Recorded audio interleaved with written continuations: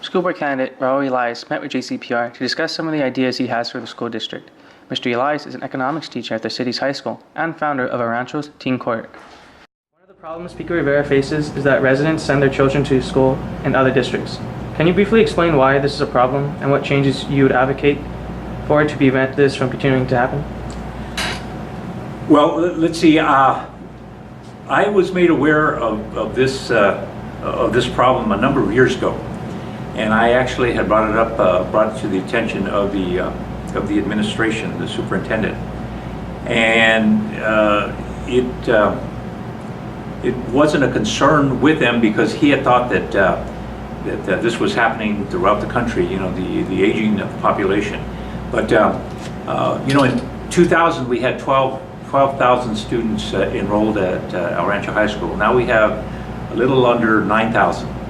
Now that's a pretty dramatic drop, particularly since the surrounding communities have experienced increases in their enrollment.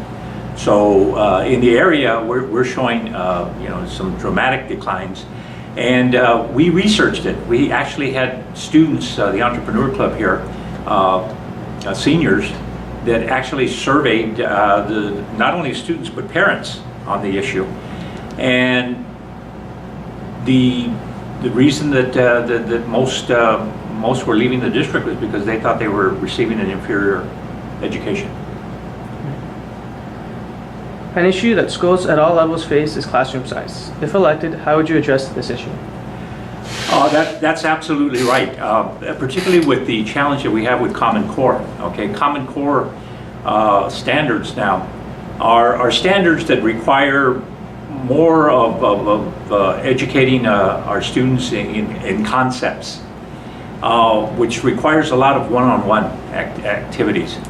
Our classroom sizes in our elementaries are from 35, 36, you know, 30. So we can't, you know, we can't teach Common Core. It's even difficult to provide that kind of education that we need with class sizes that large. The way that we have to deal with class size is by doing it. Okay, we in our district have the facilities to do it. You know, we have a number of schools that are closed, and my plan was actually to open up one of those closed schools, to open it up and actually take you know, the overflows of the existing elementary schools. Now the question was asked, you know, how can we afford to do this? Well, if you take a look at the academic performance of our elementary schools, right now we're rated publicly 3 out of 10 in our elementary schools. We have a serious problem with discipline that's costing us money. Let me give you an example. We have, let's see, in Rivera Elementary School, we have 5 suspensions. North Ranchito, we have 25 suspensions. McGee, 15 suspensions. Now, all of these cost money. All of these cost money. So the thing is that it's not that if we can afford it, we have to afford it. Because what happens is that this, you know, this situation of large class sizes becomes an expense later on, okay? The reason that we have Salazar is because of our class size at the elementary school. So it's something that we have to deal with in terms of dealing with the cost.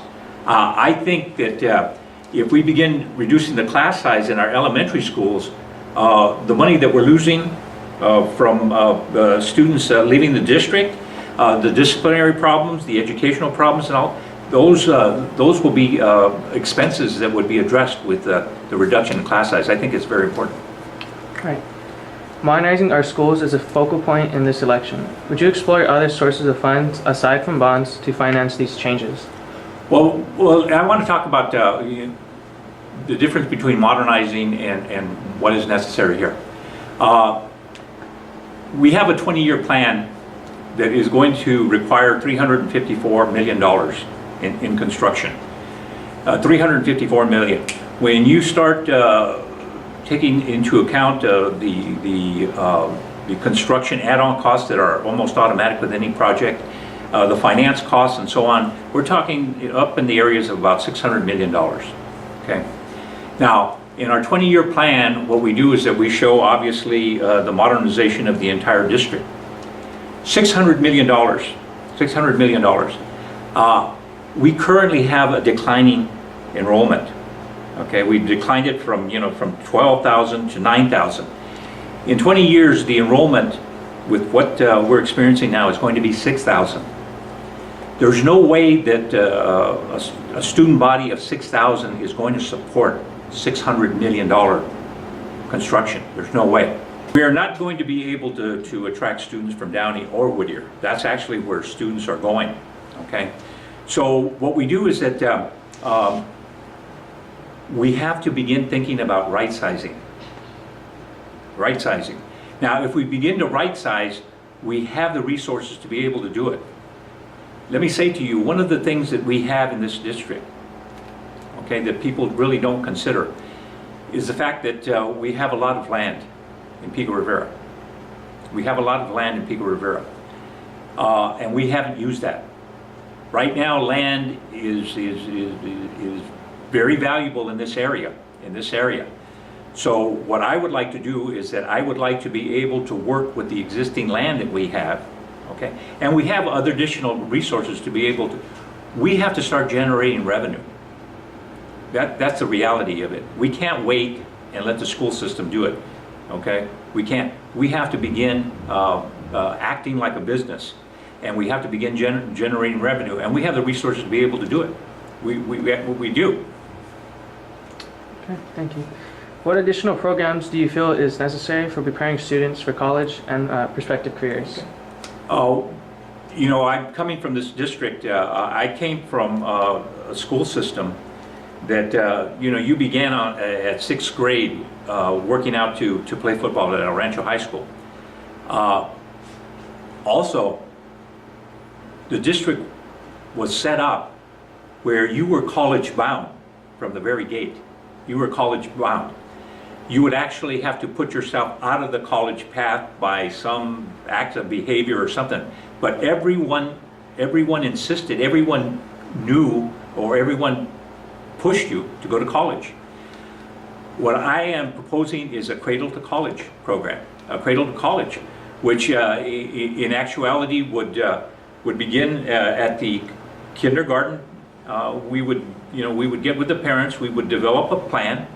The plan would not only include a course, a course of education and instruction, but would include a financial plan, which I've already discussed with a credit union right here. Can we start developing college accounts at the at the kindergarten level? Well, they'd be more than pleased to be able to help us with that. The cradle to college would be directing, okay, and would be instructing to college. It would be strictly geared to that. There would be a tunnel, from kindergarten all the way to college, okay. And again, I experienced it when I was growing up in here. I think we can do the cradle to college again. All we have to do is just have leadership and a vision. Right. So do you have any closing statements to Pico Rivera residents in attending Rio Hondo? Excuse me? Do you have any closing statements to Pico Rivera residents attending Rio Hondo about voting? Attending Rio Hondo, attending voting? Well, as I mentioned to you previously, we have a population of 64,000, and 6,000 people every election control the destiny of the city. I think it's time that we that we expand the election role, and I think we have to start educating and concentrating more on developing the political will of the larger population. We are going to be seeing this with the new passage of the voter registration, that 18-year-olds are going to be automatically registered to vote when they get a license or when they get an ID. we have to, as a school, begin educating and actually motivating our youth to begin participating politically in the city. You know, the city is going through some growth. You know, residents have seen the improvement of the city. The only problem that our city has had was that it's had a school district, okay? It's had a school district that it's had to drag because it's been inferior. I think what we have to do is that we have to actually get our school district moving in the direction that the city is, and we'd have a wonderful, you know, we'd have a wonderful educational system, and we'd have a wonderful city.